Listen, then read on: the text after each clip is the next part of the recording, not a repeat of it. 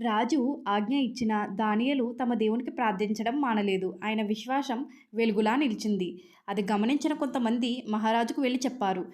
మహారాజా, నీ ఆజ్ఞ దానియేలు పట్టించుకోలేదు. తమ దేవునికి ప్రార్థిస్తూ ఉంటున్నాడు. అప్పుడు మహారాజు ఆయనను రక్షించే మార్గం ఉండాలని నేను కోరుకుంటూ సింహం బోనులో దానియేలు వేయమని మహారాజు ఆజ్ఞాపించాడు. దానియేలు నిజానికి నా దేవుడు నన్ను విడిచిపెట్టడు అని అనుకుని ప్రార్థన చేసుకుంటూ ఉండేవాడు.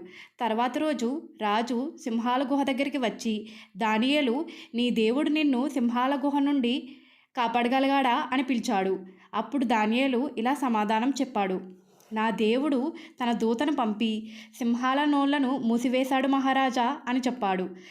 తరువాత మహారాజు అందరికీ దానియేలు దేవుడే సజీవమైన దేవుడు, ఆయన రాజ్యం నిత్యమైనది, ఆయన రక్షణ శాశ్వతమైనది అని చెప్పాడు. లైక్ చేసి సబ్స్క్రైబ్ చేయండి.